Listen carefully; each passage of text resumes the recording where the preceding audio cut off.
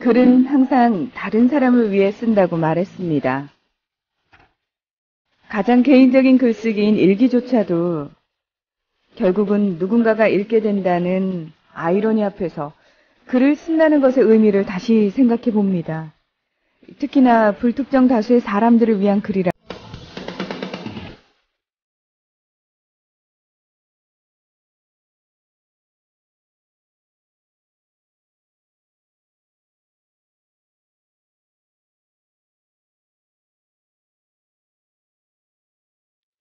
글은 항상 다른 사람을 위해 쓴다고 말했습니다. 가장 개인적인 글쓰기인 일기조차도 결국은 누군가가 읽게 된다는 아이러니 앞에서 글을 쓴다는 것의 의미를 다시 생각해 봅니다.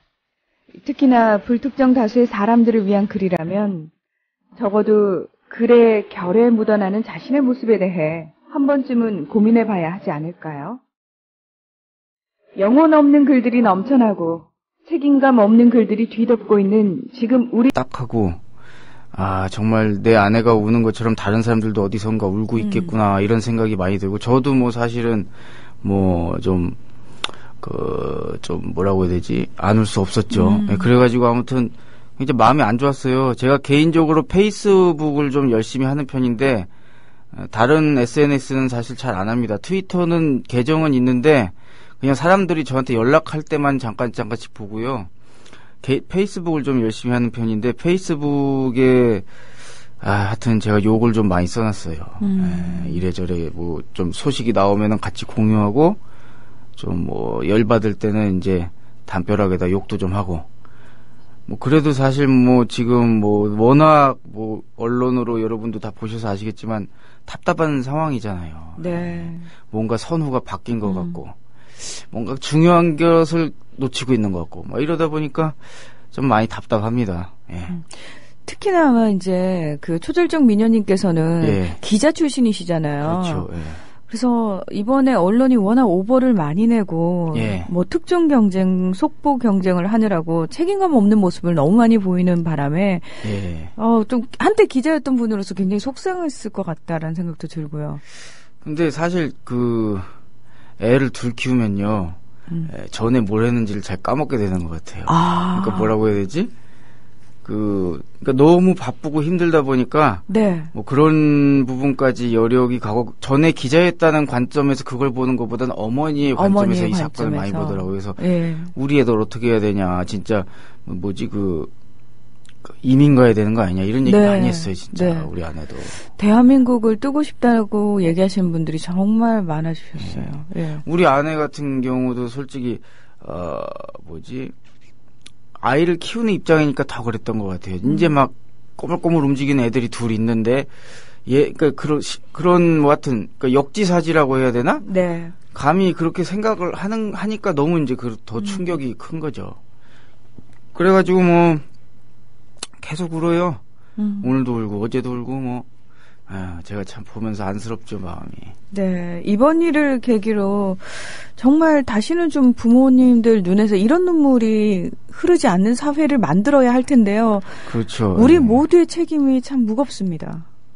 그렇죠. 조금씩이라도 개선을 해 나가야죠. 뭐 모든 국민이 다 이민을 가면 수는 없는 거잖아요. 네. 결국에 여기서 태어난 업보로 여기서 살아야 되는데 그러기 위해서 이 땅에서 돌아가는 사회 시스템을 좋게 바꾸는 게 가장 좋은 일인 것 같아요. 예. 네. 자, 우리 모두의 책임입니다. 누군가가 해줬으면 좋겠는 일이 아니고 우리가 사실은 해야 되는 일이죠.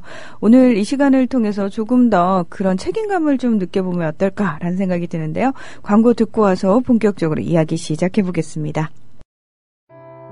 얼마나 더 속아봐야 정신 차리실 건가요? 네? 이제 그만 당할 때도 됐잖아요. 중고차 팔 때만큼은 차넷이 제가 받고 팔 수 있게 도와드리겠습니다. 중고차는 차넷, 가격 비교 차넷. 우와, 전국 400명의 전문 딜러에게 무료로 내 차를 평가받을 수 있네. 국민TV 여러분 차를 차넷에서 제대로 평가받고 보상받으세요. 내 차 팔 때 차넷, 제가 팔래 차넷. 우와, 내 차 제가 받고 친구 친지 모두 함께 차넷에서 팔고 주유 쿠폰 받고 중고차는 차네.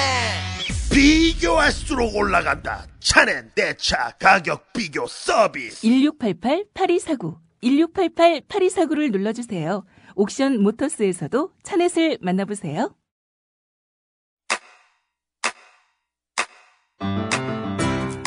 국민 라디오 지지하는 4가지 방법 아시나요? 다운로드하기, 별점 주기, 댓글 달기, 구독하기. 국민 라디오를 보다 많은 이들에게 전할 수 있는 가장 손쉬운 방법. 다운로드하기, 별점 주기, 댓글 달기, 구독하기.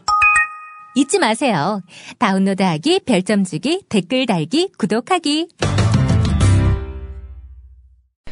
국민 라디오 임승수의 좌변기. 저희가 몇 주에 걸쳐서 글쓰기에 대한 얘기를 하고 있는데요.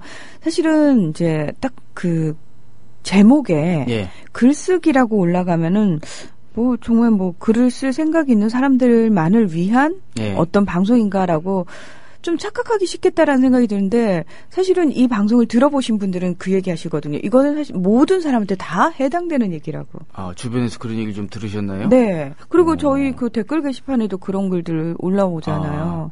요즘 순위가 좀 떨어져가지고 제가 의기소침해 있거든요. 그것도 좀. 네, 우리 이말단 교주님께서요. 좀 의기소침해 계십니다. 예. 네. 근데 뭐 내용은 좋으니까 저는 뭐 끝까지 가렵니다. 네. 마침 또 오늘이 글쓰기 마지막 강의예요. 네. 다음 주부터 또 더 인기가 없을 철학에 대한 얘기를 할 건데 그래도 뭐 할 얘기는 하고 살아야지 사람이. 왜 인기가 없을 거라고 단정을 지으세요? 철학이잖아요. 굉장히 좋아하십니다. 철학과 나오셨잖아요. 저만 좋아하나요? 아, 그럴 수도 있습니다. 예. 저는 그런가요? 예. 근데 뭐 어쨌건 그래도 자본론도 생각보다 많이 들어주셨으니까. 되게 재밌어 하셨어요. 예. 그래서 그거만큼은 재밌을 수 있어요. 제가 생각하기에. 예. 근데 오늘 이 글쓰기도 사실은 아이들과 함께 들어서 참 좋았다는 분들도 많으셨잖아요. 왜? 그래요? 예. 저는 요즘에 잘 안 가요. 그 팟빵에. 왜냐면 순위 떨어지는 게 보이니까 잘 안 찾게 되더라고요, 이게. 우리 이말단 교주님께서 여러분 애정이 점점 식어가고 있습니다. 여러분의 도움이 간절히 필요합니다. 예. 예. 그래도 오늘은 글쓰기 마지막 시간이고요. 오늘 할 얘기는 이제 개성 있는 글을 쓰는 방법에 대한 얘기입니다. 네, 개성 있는 글. 예. 이게 말이 쉽지 참 쉬운 일은 아니거든요. 그렇죠. 예. 우선 제가 답부터 알려드릴게요. 개성이라고 하는 것이 어디서 나오는지 그 정답부터 알려드리고 오늘 내용을 진행하겠습니다. 물론 이게 정답이 제가 가진 철학이고 남은 다르게 생각할 수도 있을지 모르겠어요. 하지만 우선 답부터 말씀을 드리면 진정한 개성이란 것은 관점의 전환에서 나온다. 관점의 전환. 관점의 전환. 예. 우리가 개성이라고 하는 것을 단순히 남과 다른 것 정도로만 생각하시는 분들이 많은 것 같아요. 그런 생각이 이제 극대화되면 어떤 일을 하게 되냐면 옛날에 MBC 생방에서 이제 카우치 사건이라고 있었는데 혹시 기억하시나요? 네, 인디밴드. 네, 예. 거기서 이제 바지를 내렸잖아요. 그분들이 생방이니까 뭐 이거 어떻게 뭐 처리할 수도 없고 저도 이제 여기서 예를 들어서 제가 막 사고를 치면 지금 처리가 안 되잖아요. 네. 이제 마이크를 꺼버리시던지 이제 그렇게 해야 마이크 되는 빨리 건데. 내려야죠. 예. 예. 근데 이제 그분들이 이제 바지를 내렸단 말이에요. 그분들 입장에서는 이제 남들 안 하는 행동을 하는 개성이 있을 거라고 생각해서 하셨지만 뭐 그 후폭풍 엄청 났잖아요. 그죠? 개성 있다라고 생각한 사람 없었어요. 미친놈이라고 다 그랬죠. 예. 단순히 개성은 남과 다른 게 아닙니다. 이 개성이라고 하는 것은요, 사실 관점의 전환에서 나오는 것인데요. 제가 이 관점에 대한 얘기를 할 때 항상 하는 얘기가 있어요.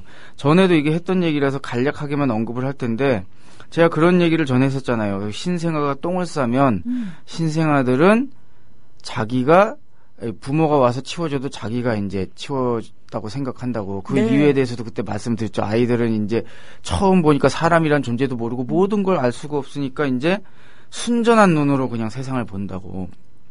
그러니까 아이들은 세상을 보는 어떤 틀이나 관점 자체가 형성이 안 돼 있는 상태인 거거든요. 근데 얘들이 자라면서 교육이라는 걸 받고 그 교육이라는 걸 통해서 특별한 관점을 제공받게 돼요. 네. 예를 들어서 제가 전에도 들은 예인데 그 지리상의 발견 있잖아요. 콜럼부스. 그 사건이 사실 그 지리상의 발견이 아니고 서로 간의 만남일 뿐만 아니라 제국주의의 침략이라고 말씀드렸잖아요. 네. 근데 우리는 세계사에서 그 콜럼부스와 그 선주민들 사이에 있었던 그 비극적 만남을 우리는 누구의 관점에서 보고 있냐면은 그 콜럼부스, 스페인 사람들의 관점에서 그걸 보고 있단 말이에요. 온 국민이 그 사건을 인디오, 그 당시 거기에 살던 선주민의 입장에서 보지 않고 약속이나 한 것처럼 교육이라는 걸 통해서 한쪽 방향에서만 보고 있는 거거든요. 이렇게 우리는 관점이라는 것을 교육을 통해서 이제 제공을 받게 되는데, 경제 같은 것도 그래요. 제가 자본론 얘기도 한참 했지만, 이 경제라는 걸 배우면서도 우리는 경제를 당연히 기업이라고 하는 것이 이윤을 내는데 도움이 된다면 그게 좋은 경제 활동이고, 그렇지 않으면 다 나쁜 것. 이게 노동자의 파업은 나쁜 거다. 기업이 이윤 내는데 도움이 안 되니까 뭐 이런 식으로 배우잖아요. 그러면서 이제 기업이 이윤을 추구하는데 방해가 되는 규제를 다 철폐해야 된다. 이런 얘기까지 나오고. 네. 경제도 우리는 기업이 이윤을 낸다라고 하는 그 특수한 관점에서만 보도록 길들여지는 거거든요. 이렇게 모두가 이 교육이나 사회적인 어떤 분위기를 통해서 관점이 형성되고 특정한 사물이나 현상을 한쪽 방향에서만 보도록 길들여지는데요. 이제 그래서 이제 제가 예를 들어서 독서라는 것의 중요성에 대해서 과제를 냈다 하면은 대부분 글을 비슷하게 씁니다. 무슨 얘기냐면은 대부분 독서라고 하는 것, 책을 읽는 것이라고 하는 행위에 대해서 똑같은 방향에서 봐요. 뭐냐면은 지식을 준다. 지식을 주고 그 책을 열심히 읽어서 지식을 쌓으면 성공할 수 있다. 그래서 뭐 글을 잘 쓰거나 못 쓰거나의 차이는 좀 있을지언정 대부분이 독서를 하면 지식을 얻고 그걸 통해서 성공하거나 뭐 더 훌륭한 사람이 될 수 있다라고 대부분의 학생들은 글을 쓴단 말이에요. 왜 그러냐면은 모두가 이 독서라고 하는 것을 지식을 준다라고 하는 그 한쪽 방향에서만 보니까 같은 방향에서만 보니까 같은 모습만 보일 거잖아요. 그런데 이제 제가 예전에 1만 원보다 1시간이 소중하다 얘기할 때 아마 독서에 대한 얘기도 했을 텐데 제가 독서가 시간을 벌어준다라는 얘기를 했던 거 아마 기억하실 겁니다. 그럼요. 선생님이 정말 10년에 걸쳐서 공부한 거를 네. 저희는 책 한 권으로 낼름. 예, 그렇죠. 네. 제가 10년의 개고생을 해가지고 원숭이도 이해한 자본론을 냈는데 이 이 시청자분들께서 그걸 사서 한 3, 4일 만에 읽으시면은 제 인생 10년을 3, 4일 만에 쏙 빨아가시니까 네. 굉장히 시간을 버시는 거잖아요. 사실 이제 제가 이런 내용으로 부산 외국어대였을 거예요. 부산 외국어대에다가 이제 대학생들 보는 신문에다 이제 기고를 했어요. 그러니까 그쪽에서 되게 반응이 좋았다는 얘기가 왔거든요. 네. 그러니까 왜냐하면은 모두가 책이라고 하는 것을 지식을 준다라는 관점에서만 보고 있을 때 임승수라고 하는 사람이 어떤 방향에서 보고 있는 거예요. 시간이라고 하는 관점에서 독서를 보니까 남들이 안 보는 방향에서 그 행위를 보니까 남들이 보지 못하는 것을 보게 되고 저는 그걸 얘기할 수 있게 되는 거죠. 그리고 제가 1만 원보다 1시간이 소중하다 얘기를 하면서 직업을 보는 관점에 대해서도 말씀드렸을 거예요. 직업을 돈이라는 기준에서만 봤을 때는 돈을 많이 버는 직업이 좋은 직업이겠으나 문희정 아나운서께서도 뭐 예전에 그 보험 관련 업종에서 계실 때는 벌이는 괜찮았을지 몰라도 시간이라는 관점에서 내가 올바른 시간을, 이게 정말 행복한 시간을 살고 있는 것인가에 대한 고민이 있다고 말씀드렸잖아요. 네. 그러니까 직업이라고 하는 것도 그래요. 돈이라는 관점에서만 보면은 돈을 많이 버는 것이 좋은 것이겠으나 시간이라는 관점에서 보면 내 인생의 최소 잡아도 3분의 1을 파는 것이다. 그런데 그러면 그 내가 파는 시간이 행복할 것인가 아닌가 이런 것에서 또 다른 모습이 보일 수 있는 거잖아요. 그렇죠. 이렇게 관점을 전환하면요, 여러분, 안 보이던 게 보이고, 그래서 안 보이던 게 보이니까 뭘 쓸 수 있는 거예요. 남들이 보지 못했던 것을 글로 표현할 수가 있게 되는 거예요. 예를 들어서 이런 개성이 관점의 전환에서 나오는 것에 더 좀 구체적인 예를 들자면, 고은 시인이라고 아시죠? 네. 너무 유명한 분이니까. 이 고은 시인의 시집, 순간의 꽃이라는 시집에 나오는 구절을 제가 일부 인용을 할 텐데요. 제가 이것도 문희정 아나운서께 좀 읽는 거 도와달라고 하고 싶지만 3줄밖에 안 됩니다. 그래서 제가 하겠습니다. 한쪽 날개가 없어진 파리가 엉금엉금 기어가고 있다. 오늘 하루도 다 가고 있다. 이런 이제 세 줄의 짧은 글이거든요.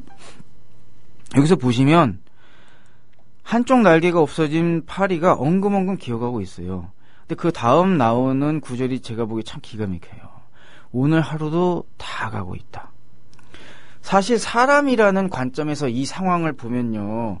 파리가 한쪽 날개가 없어져가지고 제대로 날지 못해 같은 자리를 뱅글뱅글 돌다가 조금씩 꿈쩍꿈쩍 기어가는 걸 보면은 참 애쓴다. 그 짧은 거리 가느라고 이렇게 생각을 할 거잖아요. 불쌍하다고 생각. 그래요? 저는 좀 옛날에 파리 이렇게 날개 떼고 많이 그랬었는데 좀 제가 개구장이었어요. 그래가지고 사마귀랑 이렇게 사마귀를 잡으면 거기다가 이제 파리나 잠자리를 잡아서 이렇게 사마귀한테 주고 그랬었는데. 맞아요. 남자 아이들은 좀 그렇게 놀지 않나요? 그쵸? 대부분 그렇게 놀죠. 예. 개구리 잡아가지고 이렇게 돌로 찧어가지고 뒷다리만 이렇게 쪽 빼가지고 구워 먹고. 아이고, 뭐 그렇게 놀라시는 척 하세요. 제가 보기엔 제가 알기로는 문희정 아나운서께서도 서울 출신 아니신 걸로 알고 있는데. 저는 예. 부산광역시. 부산광역시? 예. 저는 서울 토백인데 잠깐 인천에 옛날에 산 적이 있을 때 인천 근처에 이제 밭이 있어서 논밭이 있어서 그렇게 놀긴 했는데 이게 본질이 아니죠. 이 상황을 파리의 관점에서 보면 어떤 거예요? 그러니까 자기가 여기서 저기까지 가고 싶은데 막 날개짓을 하면 같은 자리를 뱅글뱅글 돌고 하니까 기어가긴 하는데 정말 시간이 오래 걸리는 거예요. 네. 그래서 뭐라고 나오냐면은 오늘 하루가 다 가고 있다라는 표현이 나오는 거예요. 그렇단 얘기는 고은 시인이 이 시를 쓸 때 이분은 사람이 아니라는 거예요. 이분이 사람이라는 관점에서 이 상황을 계속 보고 글을 썼다면은 오늘 하루도 다 가고 있다라는 표현을 쓸 수가 없어요. 그런데 고은 시인은 이 식구를 쓸 동안 뭐가 된 겁니까? 뭐가 된 거죠? 파리요. 그렇죠. 파리가 된 거죠. 문득 그 시를 듣다가 안도현 시인의 연탄 한 장이라는 시가 생각이 났어요. 연탄지 함부로 발로 차지 마라. 네. 너는 누구에게 한 번이라도 뜨거운 사람이었느냐. 그렇죠. 그것도 본인이 연탄이 된 입장이잖아요. 그렇죠. 연탄이 돼서 한참을 뜨겁게 있다라고 하는 그것을 구체적으로 상상할 수 있었기 때문에 그 식구가 나온 거죠. 그렇죠. 네. 네. 굉장히 중요한 건데, 그러니까 이 고은 시인이 인간이라는 관점을 유지한 상태에서는 이런 표현이 나올 수가 없는데 이 시를 쓰는 동안은 파리가 되는 겁니다. 그것도 자신이 생생하게.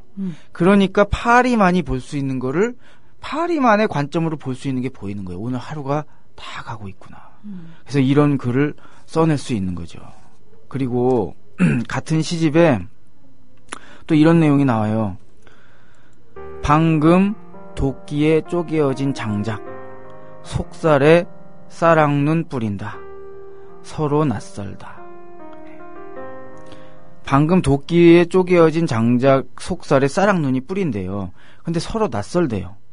자, 이 사람의 관점에서 역시 이 상황을 보면 낯설 게 하나도 없어요. 왜냐하면 도끼나 장작이나 쌀앙눈이나 솔직히 대한민국에 사는 사람으로서 좀 오래 살면 다 익숙한 것들이잖아요. 물론 요즘엔 장작이라고 하는 것이 어디 놀러 가가지고 펜션 같은 데 가지 않는 이상 보기 힘들겠지만 그래도 저나 무희정 아나운서 같은 세대의 경우만 해도 이 장작이 그렇게 낯선 것은 아니잖아요. 그렇죠. 낯설 것 하나 없는데 어떻게 이 낯설다는 표현이 나왔을까? 이 절묘한 표현이. 이 고은 시인은 역시 이 시를 쓰는 동안 사람이 아닌 겁니다. 뭐가 되냐? 우리 동네 근처에 제가 원래 독산동 살기 전에 잠깐만요. 다리에 쥐가 났어요. 아이쿠야. 다리가 지금 저려가지고 잠깐만요. 발가락에 힘을 줘야 되지. 발가락에 풀어야 돼서 네네. 잠깐만요. 선생님 시간을 드릴게요. 제가. 예. 잠깐만요. 숨을 고르고 잠깐만요. 여러분 죄송해요. 다리를 좀 필게요. 지금 많은 분들이 임쌤 강의 너무 좋은데 지금은 이제 세월호 참사라는 어떤 특수한 상황이기 때문에 순위가 낮은 거니까 너무 의기소침해하지 마시라고. 그렇군요. 예, 다들 너무 방송 좋다고. 예. 근데 저는 솔직히 순위가 떨어져도 좀 의기소침하긴 하지만 제 순위가 꼴찌로 가더라도 좀 진짜 좀 구조가 됐으면 좋겠어요. 예, 마음은 참 절실합니다. 다들 마음이 똑같았어요. 예. 똑같고 솔직히 지금도. 제 방송 하나 망하는 건 아무 상관없어요. 그게 중요한 게 아니라 지금 이 잘못 돌아가는 사회 시스템이 좀 제대로 박히고 그렇죠. 한 명이라도 좀 저는 솔직히 정말 뉴스 보다가 혈압이 터질 것 같아서 뭐 무슨 언딘인가 그 업체. 네. 예. 말도 안 되는 정말 어제 나온 뉴스 노컷뉴스에선가 나온 뉴스 보고 이제 정말 어이가 없었어요. 그러니까 어떤 분은 그러더라고요. 제가 쇼크 독트린 할 때 그 사체를 치우기 위해서 그 업체가 그거 민영화해가지고 네. 했던 그 일이 우리나라에서 반복되고 있다는 네. 얘기를 하시더라고요. 저도 바로 그게 생각이 나더라고요. 그러니까 내가 왜 그걸 떠올리지 할 정도로 사실 되게 끔찍한 얘기잖아요. 그러니까요. 예. 미국 따라간다면서 그런 것만 미국 따라가는 것 같아 보면. 네. 아무튼 이게 자꾸 그런 얘기하면 열만 받고. 예, 다리 쥐난 건 좀 괜찮아요. 예, 괜찮아졌습니다. 예. 요즘 하여튼 머리 좀 신경도 쓰고 컨디션도 안 좋다 보니까 다리가 좀 저렸습니다. 예, 죄송합니다. 그러니까 이 고은 시인이 이 방금 장작이나 이 도끼나 쌀락눈 나온 이 시를 쓸 때 우리 동네에 제가 원래 독산동 살기 전에 시흥동에 살았어요. 네. 물론 이제 우리 결혼하고 나서 첫 신혼집이 시흥이었거든요. 거기 근처에 900년 된 은행나무가 있었습니다. 예. 그 있잖아요. 저 네. 선생님한테 먼저 질문을 좀 드리고 싶어요. 예. 그렇게 뭐 몇백 년 된 은행나무, 몇백 년 된 무슨 나무 이런 얘기 들으면은 네. 선생님은 무슨 생각부터 먼저 떠오르세요? 그러면은 조선시대나 훨씬 전, 막 고려시대, 이런 때에 저 나무를 봤던 사람, 그리고 그런 사람이 저 나무를 만졌던 사람이 있었겠구나, 이런 생각이 막 들죠. 저는 무슨 생각 드냐면, 예. 와, 저 나무는 900년 동안 저기 서가지고 예. 그 변천사를 다 봤겠구나. 그게 바로 관점의 전환이에요. 저는 늘 그 생각이 들어요. 예. 그러니까 문희정 아나운서께서 뭐 글쓰기로 옛날에 뭐 상도 타시고 하셨다는 게 본인은 의식하지 않았으나 자연스럽게 나무의 관점으로 전환을 해서 나무가 본 것은 무엇이 있었을까라고 생각을 하실 수 있는 능력이 있는 거잖아요. 네, 그런가요? 예, 그런 거예요. 그게 굉장히 사실 중요한 능력이에요. 그거를 누구는 후천적으로 습득해서 하는 사람도 있으나 문희정 아나운서처럼 의식하지 않는 가운데 자연스럽게 되는 분들이 또 있거든요. 그런 사람을 우리는 보통 지니어스라고 그러죠. 그건 아닌 것 같고요. 네, 그래서 근데 왜 웃음을 참으세요? 아니 근데 가끔 그래서 나무랑 얘기를 좀 해보고 싶다는 생각이 너무 많이 드는 거예요. 무슨 생각했냐고. 그것은 천재가 아니고요. 그거는 병원에 가봐야죠. 그러니까요. 근데 궁금하죠. 900년 동안 서서 그 인간들이 하는 짓을 딱 보면서 무슨 생각이 들었냐고. 그런 게 참 궁금하더라고요. 예. 그 나무가 아마 몇 년 전에 저를 보고 깜짝 놀랐을 거예요. 왜요? 900년 만에 위인을 만났다. 지금 웃어야 되는 건데. 죄송합니다. 그래도 조금이라도 좀 밝은 분위기를 좀 해서 시청자분들 마음을 좀 풀어드리고 싶다는 생각이 있는데 네. 잘 안 되네요. 병원은 샘이랑 제가 같이 가야겠네요. 저 혼자가 아니라. 죄송합니다. 그래서 그 900년 된 은행나무 안에 있는 나무 세포가 된 거예요. 고은 씨가. 그러니까 900년 동안 자기는 본 거라고는 주변에 나무 세포밖에 본 게 없는 거예요. 그렇네요. 그러다가 나무꾼의 도끼에 쪼개져서 장작이 됐으니 처음으로 세상을 본 거예요. 봤는데 하필 겨울에 쌀락눈 내린 날이었단 말이에요. 와, 신기하다. 그러니까 내려가지고 탁 닿았으니까 사실은 서로 낯설다라는 표현도 부족해요. 제가 보기에는. 이건 경천동지할 만한 일이 벌어진 거죠. 이게 뭐지? 나한테 지금 무슨 일이 벌어진 거지? 우리 정말 어색하다 뭐 이런 거. 그러니까 이 나무 속 세포는 그러니까 고은 시인은 이 나무 속 세포가 됐기 때문에 사람으로서는 별로 낯설다는 감정이 들지 않겠으나 나무 속에서만 살던 세포는 이 상황이 너무나 낯선 거예요. 네. 바로 이렇게 관점의 전환이라고 하는 것은요. 한 사람을 시인으로 만들기도 하고 한 사람을 임승수 같은 사람으로 만들기도 하고 문희정 같은 사람으로 만들기도 합니다. 우리 꼭 병원 가요. 예. 제가 너무 좀 상태가 안 좋네요. 그래서 이렇게 개성이라고 하는 것은 관점의 전환에서 나온 겁니다. 관점을 전환하면요. 이전에 보지 못했던 것들이 보입니다. 인간의 관점에서는 동물원이라는 곳에 가면은 평소에는 볼 수 없었던 이국의 동물들을 만날 수 있어서 즐겁겠지만 선생님 죄송한데 제가 정말 동물원을 싫어해요. 그러니까요. 근데 동물의 입장으로 관점을 전환하면 너무 싫은 거죠. 인간들이 이렇게 잔인할 수가 없습니다. 그러니까요. 날 잡아다가 지금 뭐 하는 거예요? 감옥이죠. 그러니까 그러니까 문희정 아나운서께서는 기본적으로 관점의 전환에 관련해서는 굉장히 민감한 부분이 있으신 것 같아요. 왜냐하면 바로 동물원 얘기를 들으시고 되게 싫어요. 그러니까 동물의 입장에서 생각하시고 900년 된 나무를 보고 나무의 입장에서 한번 관점을 전환하고 이것은 제가 보기에 문희정 아나운서는 좀 타고나신 것 같아요. 저는 별로 사실 그러지 못하는 사람이거든요. 근데 후천적으로 좀 이걸 느낀 케이스고 전 살리에르고 그러니까 문희정 아나운서는 모차르트인가요? 언젠가 제가 한번 독사를 해드리겠습니다. 이거 참 좋아해야 되나? 문희정 아나운서가 너무 탁월한 재능이 있으셔서 제가 좀 셈이 나네요 지금. 아니 근데 그런 생각 안 해보셨어요? 네, 저는 솔직히 좀 이렇게 저를 중심으로 세계를 보는 스타일이라 보니까 관점을 전환하는 것에 좀 약하더라고요. 제가 이걸 후천적으로 깨달아서 훈련을 많이 했어요. 나중에. 그러니까 그거 깨달은 계기가 있으셨을 것 같아요. 그러니까 글을 쓰게 되면서 결국에 깨달았던 것 같아요. 왜냐하면 글을 쓰면서 계속 피드백을 받고 그리고 글을 쓰게 되면 아무래도 하나의 사물이나 현상에 대해서 고민을 많이 하게 되잖아요. 그렇죠. 그러다 보면서 어떻게 저도 자연스럽게 그렇게 하다가 어느 순간 이것이 관점의 전환이라고 뿅 하고 머릿속에 떠오른 날이 있었어요. 정리가 되더라고요, 저한테. 그래서 저 조금 얘기 하나를 좀 보태자면 혹성 탈출이라는 영화를 보면서 저는 되게 소름이 끼쳤던 게 뭐냐면요. 사람들이 늘 동물이라고 생각하고 우리에 가둬놨던 그 고릴라들이 반란을 일으키는 거잖아요. 그렇죠. 근데 우리보다 훨씬 힘센 존재가 와서 우리를 얘네들 다르게 생겼네? 그러면서 종류별로 나눠가지고 지금 우리가 동물원을 만들듯이 거기다 넣어놓는 거죠. 그렇죠. 그러면서 와서 실험도 하잖아요. 실험도 하고 구경도 하죠. 야, 쟤네들 저러고 논다. 야, 쟤네들 웃기네 이러고.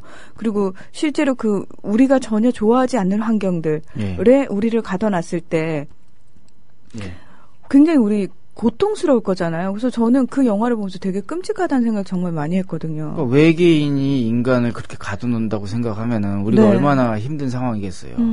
사실 그래서 우리 아내도 그 삼위일체를 이룬 분들이 비슷한 것 같네 지금 보니까. 지성 미모 성격 삼위일체를 이룬 우리 아내도 그 동물원은 별로 사실 안 좋아해요. 네, 저는 가슴이 아파서 못 가겠어요. 아무튼 이렇게 개성이라고 하는 건 관점의 전환에서 나오는데요. 사실 글쓰기뿐만 아니라 인류의 위대한 발견이나 업적에서도요. 이 관점의 전환을 쉽게 찾아볼 수 있어요. 예를 들어서 천동설이 지동설로 바뀌는 게 굉장한 업적이었잖아요. 우리가 그래서 철학에서도 이제 칸트를 얘기할 때 코페르니쿠스적 전환을 했다라고 얘기를 하잖아요. 칸트가. 그렇죠. 그래서 마치 시공간을 외부에 존재한다기보다 우리 두뇌의 무슨 얘기인지 아시죠? 제 얘기가. 그런 것처럼 저를 시험에 들긴 하지 마시고요. 다음번 철학 얘기할 때는 제가 서로가 아시죠? 피차 일반 질문하지 않기로 신사협정을 맺었잖아요. 저번에. 신사협정. 협정을 맺죠. 그 천동설이 지동설로 바뀐 것도 사실은 지구 중심으로 우주를 보다가 관점이 지구를 중심으로 우주를 보니까 지구는 가만히 있고 우주가 도는 것 같은데 이제 갈릴레이가 망원경을 개발하고 계속 과학이 발달하고 천문의 움직임을 이렇게 기술해 나가면서 굉장히 복잡하고 꼬이는 행성의 움직임이 이제 보이니까 그런 어떤 별들의 움직임이 너무 꼬여서 설명해야 되니까 이건 뭔가 복잡하다. 그래서 이제 코페르니쿠스가 관점을 전환한 거잖아요. 지구가 태양을 중심으로 돌고 있다고 생각하고 이 모든 운동을 다시 기술해보자. 그랬더니 그 모든 행성들이 태양을 중심으로 간결하게 원운동을 도는 걸로 딱 기술이 되니까 이것도 어떻게 보면 관점의 전환이에요. 지구 중심에서 우주를 보다가 태양 중심으로 보기 시작한 거죠. 그리고 아인슈타인의 상대성 이론도 관점의 전환이에요.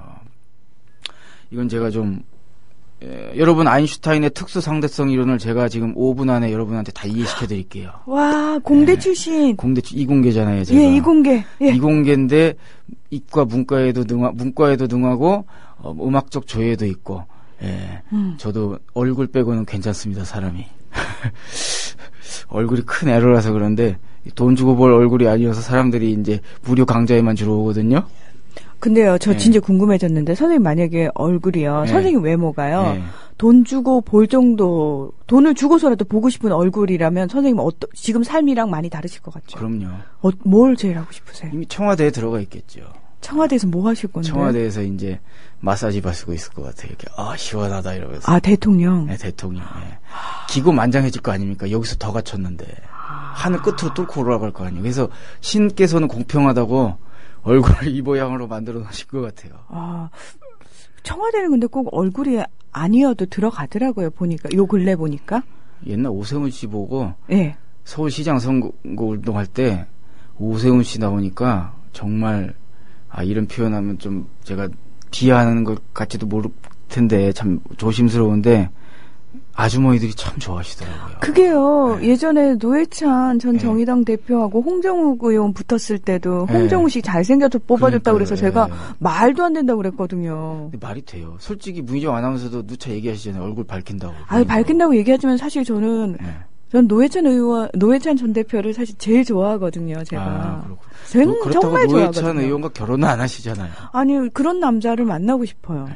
만나서 연인은 하고 싶을지 몰라도 결혼하고 싶죠. 그런 진짜요? 남자 있으면요. 오. 당연히 하죠. 눈이 그렇게 안 높으신 것 같은데요. 얼굴 외모는? 눈 되게 높은 거죠. 그래요? 예, 노회찬 전 정의당 대표 같은 분은 정말 훌륭한 분입니다. 저는 그분보다 제가 그렇게 얼굴이 뒤떨어진다고 생각을 안 하거든요. 노회찬 대표가 훨씬 잘생겼는데요. 죄송해요. 그렇군요. 예. 제 얼굴이 약간 그 모양이죠, 뭐. 저희 둘이 손잡고 병원 가. 죄송합니다. 오늘 어떻게든 분위기를 좀 살려보려고 하는데 저희가 참 무리한 것 같습니다, 예. 아무튼, 그, 특수 상대성 이론에 대해서 제가 좀 5분 만에 이해를 시켜드리자면. 네.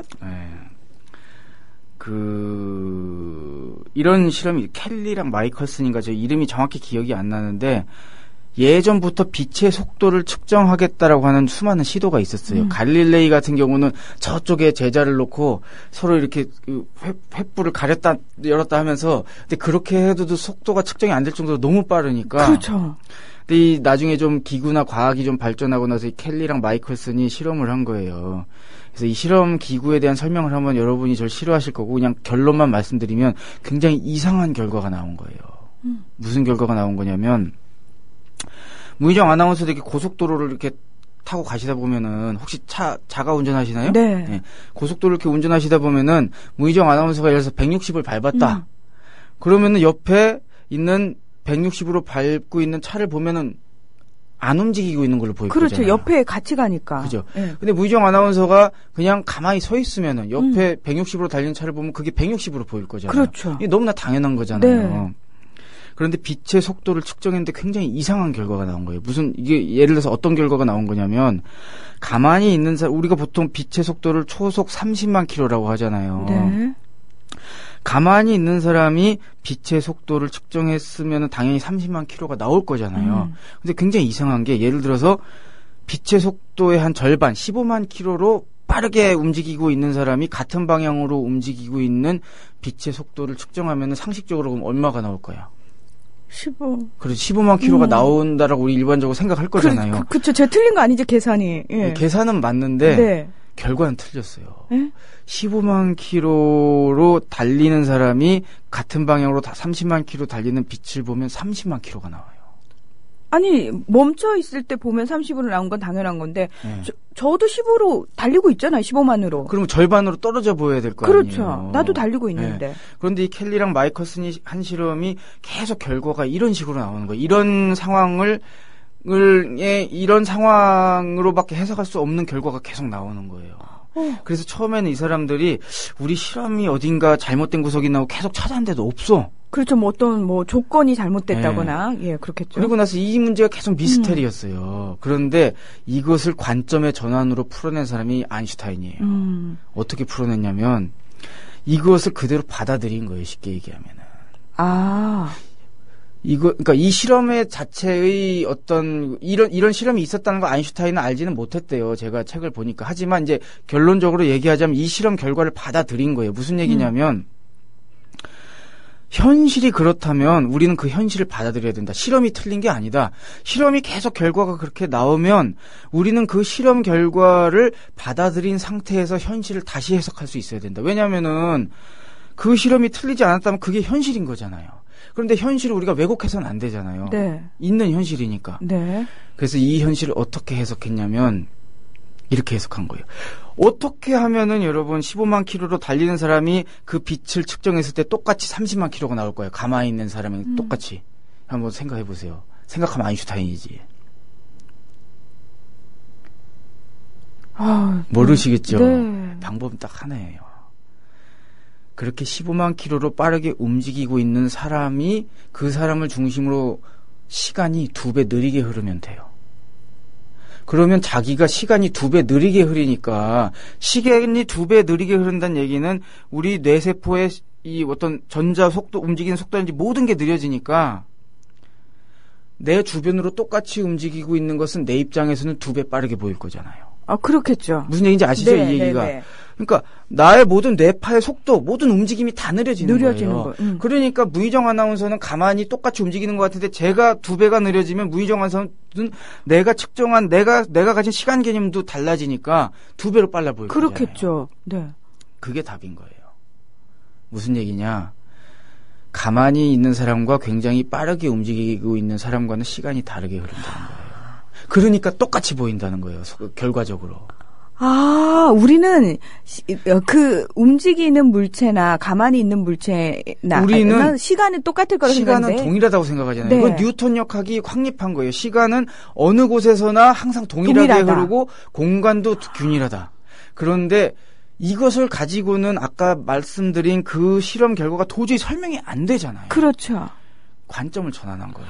왜 시간이 모두에게 동일하게 흘러야 되냐. 그런 게 그것은 우리의 선입견일 뿐이다. 네. 그걸 깨고 시간도 다르게 흐른다고 본 거예요. 그게 가능한 게요. 바로 이해가 되는 게 실제로 우리가 일상생활 속에서 쉽게 경험하는 부분이에요. 쉽게 경험 못해요, 그거는. 시간을 다르게 경험하잖아요. 그건 생체시계고요. 지금 말씀드린 거는 물리학적 시간을 얘기하는 건데 시간. 이것은 빛의 속도에 어느 정도 준할 정도로 가까이 가지 않는 이상 인간 세상에서는 경험하기 힘든 겁니다. 네, 정말 그런. 그래서 우리는 일반적으로 빛의 속도보다 훨씬 느리게 움직이기 때문에 그런 걸 경험할 수가 없고 시간은 균일하다고 생각하는 거예요. 그런데 그래서 여러분 타임머신은 미래로 가는 건 가능해요. 왜냐하면 내가 우주선에 타서 빛의 속도랑 거의 비슷한 속도로 한참을 돌면은 내 우주선 주위에서는 시간이 느리게 가니까 노화가 느릴 거잖아요. 네. 그런데 지구는 똑같은 속도로 노화가 진행될 거고. 그렇죠. 그러니까 한참을 돌고 오면은 나는 덜 늙었는데 여긴 더 늙었으니 10년 뒤로 가는 거죠. 사실 미래로 가는 건 어렵지 않아요. 우주선 빛의 속도와 빠르게 준하게 달릴 정도로의 우주선은 아직 못 만들어서 그런 거지. 그 속도로 갈 수 있는 우주선만 만들면 가능하다. 그렇죠. 사실 미래로 간다기보다는 나를 중심으로 한 시간과 타인을 중심으로 한 시간이 다르게 흐를 뿐인 거거든요. 그러네요. 예. 그러니까 이것을 깨는 것이 아인슈타인의 업적이었던 거예요. 시공간조차도 관찰자의 상태에 따라서 다르다. 굉장히 충격적인 결과인 거죠. 예. 그래서 지금 입자 가속기라든지 이런 것들이 입자 가속기 보면은 거기다가 이제 입자를 거의 빛의 속도에 준할 정도로 가속을 시키거든요. 네. 근데 이것은 일반 상대성 이론과 특수 상대성 이론이 아니면은 가속을 못 시켜요. 그래서 실제 빠르게 움직이고 있기 때문에 얘를 중심으로 시간이 느리게 흐린다, 공간도 왜곡된다라는 걸 가정하고 이 실험을 해서 통제를 할 수 있는 거거든요. 그래서 이미 입자 가속기가 아인슈타인의 이론은 어느 정도 검증을 하고 있는 거예요. 예. 이렇게 진짜 여기 올라온 것처럼 임승수님 남자는 얼굴이 다가 아닙니다. 그건 어릴 때 얘기고요. 이렇게.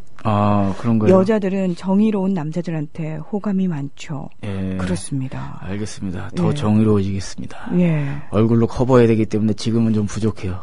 전 노회찬 의원보다 훨씬 정의로워야 될 것 같아요. 네. 그 얘기인 거죠? 예. 그래서 이렇게 관점의 전환이라고 하는 것은 단순히 글쓰기에만 해당되는 게 아니라 가만히 보면은 인류의 엄청난 업적 같은 것에도 다 연결이 돼 있어요. 그렇네요. 그래서 여러분이 하나의 현상, 상황, 사건이나 어떤 것들을 다양한 관점에서 조명하려는 노력을 많이 하세요. 그것이 여러분을 미인으로 만들 수도 있습니다. 이제껏 보지 못한 것을 보여줄 수도 있고 그걸 통해서 남들이 알 수 없었던 것을 얘기할 수 있는 사람으로 만들 수가 있어요. 저도 관점의 전환을 통해서 다양한 것을 깨닫게 된 거고요, 지금까지. 저는 아이들과 이야기할 때요, 최대한 제가 원래 보던 방식으로 그 방식으로 얘기 안 하려고 되게 노력을 많이 하거든요. 예. 그러니까 왜냐하면 아이들은 아직까지 이제 교육이 안 들어간 아이들 같은 경우에는 굉장히 좀 새로운 얘기들, 그러니까 무슨 뚱딴지 같은 소리야 하는 얘기들 많이 하잖아요. 예. 근데 되도록이면 그 이야기에 좀 귀를 기울이려고 노력을 하거든요. 그 관점 자체가 너무 새로우니까. 근데 애들은 철이 없어서 그런 거고요. 이게 좀 다른 게 뭐냐면은 네. 아인슈타인이 뉴턴 역학을 알았기 때문에 그걸 뛰어넘을 수 있었던 거거든요. 그러니까 그동안 있어왔던 우리의 지식의 축적과 역사적인 어떤 그런 문화적인 어떤 유산을 네. 깡그리 무시한 상태에서는 그걸 뛰어넘을 수가 없잖아요. 그래서 기존에 있었던 어떤 인류의 유산을 습득하고 축적돼야지만 사실 그것을 뛰어넘을 수 있는 관점이 형성이 되는 측면이 있는 거예요. 근데 아이들은 그런 것도 없는 상태에서 맥락 없이 하는 행동이기 때문에 네. 어떻게 보면 그것은 놀라운 발견이라기보다는 좀 뭐라고 해야 될까, 좀 철없는 행동일 경우가 많죠, 사실은. 네, 근데 예. 저는 재밌더라고요. 그렇죠. 재밌기는 한데 네. 그것을 아인슈타인의 그런 발견과 비교하기는 비교할 사실 수는 어려울 수 없죠. 없는 예. 거죠. 예. 그런 측면이 있다는 건 이제 말씀드려요. 왜 제가 이 얘기를 하냐면은 나중에 문희성 아나운서께서도 이제 2세를 가지게 되시면 네. 엄청나게 착각을 하시게 될 거예요. 내 아이 천재인가 봐. 그러니까 저도 저번에 한번 얘기했다가 예. 엄청 욕먹었잖아요. 우리 애가 천재인가 봐. 막 퍼즐을 밑에 있는 직소 퍼즐을 밑에 그림 없이 맞춘다 그랬더니 어떤 분이 오죽하면은 하나만 가지고 놀게 했으면 그럴까요? 막 이러면서. 예? 그 말이 맞거든요. 하나밖에 없거든요. 직소 퍼즐이 집에. 맨날 똑같은 거 하니까 이제 외워버린 거잖아요. 예. 예. 여러분 왜 그러셨어요? 예. 예, 제가 그 얘기 상처받으면서 봤어요, 그때. 예. 여러분 왜 그러세요? 예, 그러지 마세요. 예. 우리 뽀민 아빠님께서 맞습니다. 공중파는 다 맞는 말이다라는 관념을 깨야 해요. 맞습니다. 맞습니다. 예. 예. 국민TV 임승수의 좌변기가 맞는 얘기입니다, 여러분. 예. 오. 그리고 문희정 아나운서께서 하는 얘기가 맞는 얘기고요. 예. 아무튼 오늘 시간이 좀 남았으니까 하나 더 가죠. 시간이 어떻게 될지 몰라서 2개를 준비하고 지금 얘기를 드렸는데 서평 독후감 쓰기에 대해서도 제가 오늘 서비스를 하겠습니다. 네. 아르텔라님, 여기서 이러시면 안 됩니다. 지금, 시어머니께서 만드신 상품을 19,900원에 내놓으셨는데요. 예. 쭉 읽어보니까 남편이신 피러제이님을 판다는 얘기네요. 예. 남편을 판다고요? 예. 아. 무대뽀 시어머니도 덤으로 드립니다. 단 오늘뿐입니다. 하셨는데 여기서 아이고. 이러시면 안 되고요. AS 안 되고요. 반품 안 되니까 본인이 끝까지 안고 가시는 걸로 아이고. 빨리 마음을 접으세요. 그러시구나. 예. 예. 어떻게든 그렇게 이렇게 파시려고 그러더라고요. 요즘 예. 뭐 씨월드 해가지고 그 얘기들이 많잖아요. 참 어쨌건 두 분이 잘 푸셨으면 좋겠네요. 전 남편인 입장에서 이 전적으로 편을 들어드리긴 조금 그런 게 있습니다. 예. 저도 관점이 고정되어 있는 사람이기 때문에 제 남편 중심으로 보게 되더라고요, 자꾸. 초절정 미녀님께서 이런 글을 올리면 어떨 것 같으세요? 그러면은 뭐 저는 열심히 살아야죠. 그렇죠. 가서. 열심히 네. 충성하면서 사셔야 됩니다. 열심히 살아야 됩니다. 예. 그 서평 독후감 쓰기도 오늘 좀 말씀을 드릴 텐데요. 시간이 허락하는 한에서 이제 최대한 해보겠습니다.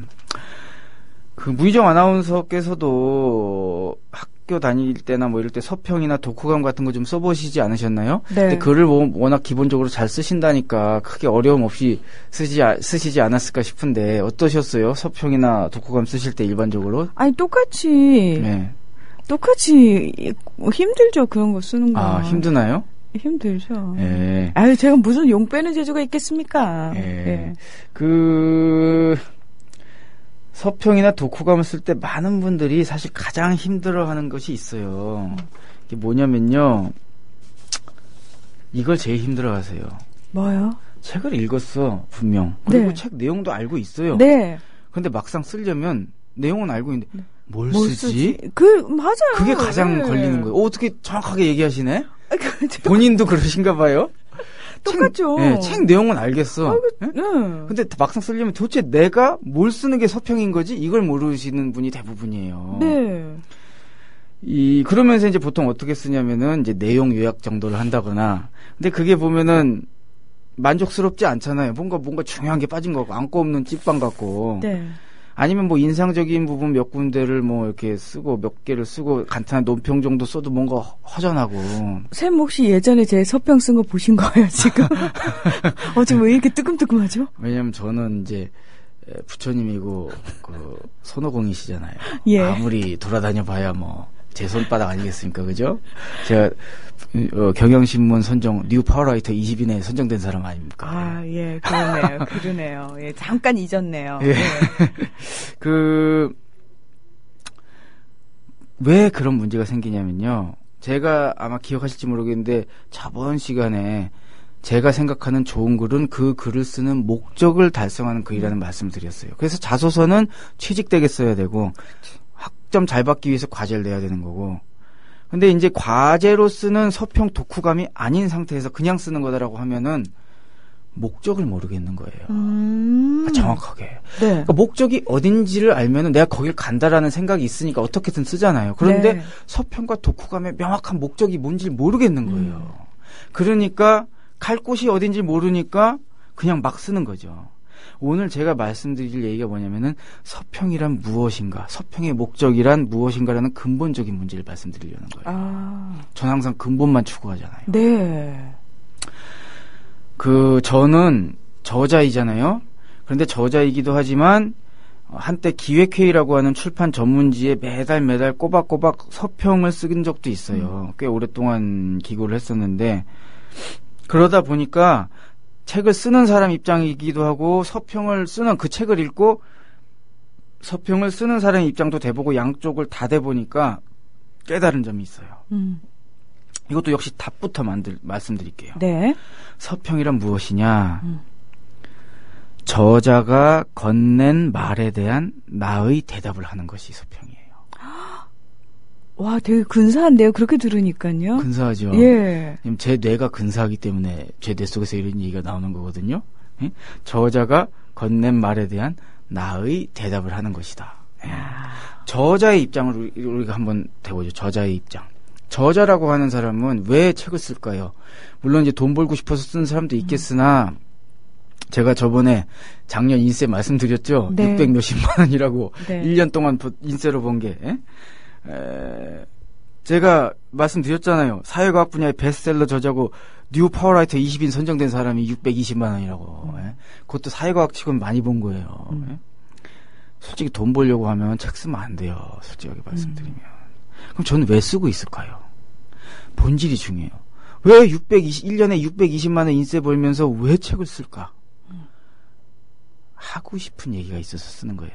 너무 당연한 얘기인데 목구멍까지 차올라서 설사 1년에 620만 원을 벌다 하더라도 내가 하고 싶은 얘기가 있다. 그러니까 모든 저자는 정말 절실하게 하고 싶은 얘기가 있어서 책에다가 그 얘기를 담아서 보내는 거예요. 네. 말을 건네는 거죠. 책이라고 하는 형태로. 강신주 씨는 그거를 무슨 그렇게 표현하신 거였더라고요. 유리병 안에다가 편지를 넣어가지고 떠보내는 것 같다. 그 표현도 좋은 것 같아요, 개인적으로. 그렇게 보냈어요. 말을 걸었어. 이래서 문희정 아나운서가 제 책을 읽는다는 것은 이제 제가 보낸 얘기를 한참 읽는 거예요. 듣는 네. 거예요. 그럼 이제 책을 다 읽었다는 것은 제가 건네는 얘기를 다 들으신 거죠. 그렇죠. 그럼 이제는 뭐 할 차례입니까? 답을 해야죠. 그렇죠. 답을 하실 차례란 네. 말이에요. 그런데 다 제가 한 얘기를 듣고 나서 저한테 다시 얘기를 하는데 제가 했던 얘기를 요약해서 다시 저한테 하고 있어요. 굉장히 이상한 대화 아닐까요? 바보 같네요. 그렇죠. 예. 그게 그 서평이 바보 같은 이유예요. 죄송해요. 제가 그랬네요. 그리고 제가 책을 한참 제가 제 얘기를 건네 들으시고서는 이제 하시는 얘기가 제 얘기를 논평해요. 여기는 좋았고 나빴고. 그럼 제가 바로 멱살잡이 들어가요. 네가 뭔데? 죄송해요. 제가 그랬어요. 죄송합니다. 예. 그래서 어떤 얘기를 써야 되는 거냐면 저자가 건넨 얘기를 아주 듣고 나서 깊이 음미하신 다음에 자기한테 이 질문을 던지셔야 되는 거예요. 저자가 나한테 이렇게 어떻게 보면은 깊이 있는 얘기를 건넸는데 나는 이제 뭐라 대답할 것인가? 이 질문을 자기한테 던지셔야 되는 거예요. 그렇게 하면서 나오는 자기의 얘기를 하시면 되는데 제가 이것에 좋은 예가 될 수 있을 것 같은 거를 이거 저 다시 주셔야 돼요. 읽으신 다음에. 여기 보시면은 예문 1에서 나의 어린 왕자라고 있죠? 네. 이렇게 해서 여기까지 읽으시면 되는데 네. 이게 제가 어느 분한테 과제로 서평에 대해서 이렇게 서평의 그 정의를 말씀드렸어요. 저자가 건넨 말에 대한 나의 대답을 하는 것이다. 이것이 아주 적절한 예인 것 같아서 가져왔습니다. 네, 부탁드릴게요. 제가 읽어볼게요. 실력을 보겠습니다, 제가. 네, 아유, 참 무섭네요. 나의 어린 왕자. 12살 무렵이라고 기억한다. 내가 다니던 국민학교에서 도서 바자회를 했던 날. 태어나서 처음으로 돈 주고 샀던 책이 어린 왕자였다. 제목만 보고 어느 나라 왕자님의 이야기인가 싶어 골랐던 이 책은 표지 채 한 장도 넘겨주지 못하고 책장에서 오랜 시간 나를 기다려야 했다. 곱슬머리 쇼다리 주제에 질질 끌리는 외투가 나의 디즈니 왕자님들과 비교되어 눈에 거슬렸던 모양이다. 쇳덩구리만 굴러가도 배꼽 잡고 웃었던 중3 시절. 교과서에 발췌되어 실렸던 어린 왕자는 중고교 필독 문학작품이었다. 시험에 내겠다는 담임의 협박에 읽지 않을 도리가 없었다. 보아뱀과 양들이 등장했고 하루에도 수백 번씩 가로수 불을 껐다 켰다 하는 사람. 그리고 술주정뱅이와 신하는 없는데 왕을 자처하고 있는 사람. 이상한 사람들 투성이었다. 왠지 어떤 등장인물들이 나왔는지 물어보는 주관식 문제가 나올 것 같아서 동그라미와 밑줄 쫙으로 어린 왕자는 나와 조우했다. 전공을 살려 용돈벌이 해보겠다고 인형극 교사를 하며 돈맛을 들이기 시작했을 무렵 어린 왕자 캐릭터 수업 내용에 여우가 등장했다. 여우가 있었나? 금시초문의 등장인물에 황급히 먼지에 덮인 책을 뒤적이다 오마이갓 하고 놀랐던 기억이 난다. 황금빛의 밀밭이 저녁 햇살에 일렁이는 광경을 만나면 어린 왕자를 떠올릴 거라고 말하던 사막 여우를 보며 누렇게 떠버린 책이 비로소 눈에 들어왔다. 졸업 후 첫 키스의 알싸함이 채 가시기도 전에 사회생활에서의 쓴맛을 맛봤던 20대 중반. 곱슬머리 쇼다리 왕자가 처음으로 그리웠다. 맛있는 음식 아껴 먹듯이 문단의 행간 사이 놀라워하며 한 권을 처음으로 읽어내었던 그 순간을 잊을 수가 없다. 아마도 쓴맛을 보고 나니 단맛이 달다는 진리를 알게 된 것이겠지. 아이들은 어른들의 어린 시절에 대한 이야기를 듣고 싶어하고 어른은 아이였던 시절의 이야기를 기억해내고 싶어한다. 신뢰할 수 없는 기억력에 기대어 자신을 되돌아본다는 것은 깊은 통찰력과 뼈아픈 성찰이 없이는 힘든 일이다. 어느덧 나는 30대 중반이 되었다. 삶은 끝나지 않은 여행이자 아직도 가야 할 길이다. 시간을 살아낸다는 것은 아플 수 있는 감수성을 키워나가는 과정이기에 고독함이 동행하는 발걸음이다. 그 길목마다 어린 왕자가 있었고 보아뱀이, 주정뱅이가 그리고 장미꽃과 여우가 있었다는 사실을 저자는 말해주고 싶었는지도 모른다. 그러니 너무 외로워하지 말라고 도닥여주고 싶었을 수도 있었겠다. 앞으로도 걸음을 내딛어야 하는 희뿌연 세상에서 내가 사랑을 주고받을 길동무가 있다는 것을 알아차리는 것만으로도 행복은 나의 것이다. 이 단조로운 비밀을 어른만 되면 새까맣게 잊어버리는 것은 참으로 이상한 일이다. 아, 예, 뭐. 분위기가 싹 달라졌어요. 한 번 문장을 읽는 것만으로도 대단하십니다. 예. 아이고. 글 좋죠. 아, 너무 좋네요. 그렇죠. 예. 이분이 이 서평을 보내셨는데 이제 과제로 제가 읽고 깜짝 놀랐어요. 정말 너무 잘 쓰셔가지고 이게 제가 생각한 이제 저자가 건넨 말에 대한 나의 대답이라고 하는 것에 참 탁 들어맞는 글이라는 생각이 들었습니다. 네.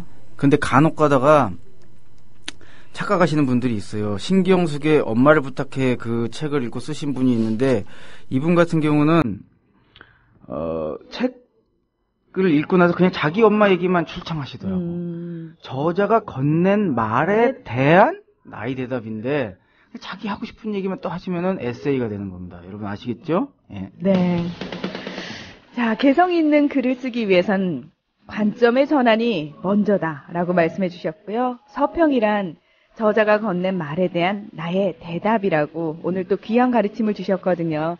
임승수 선생님, 다음 주에는 우리가 조금 더 편안해진 마음으로 만났으면 좋겠습니다. 오늘 고맙습니다. 네, 고맙습니다.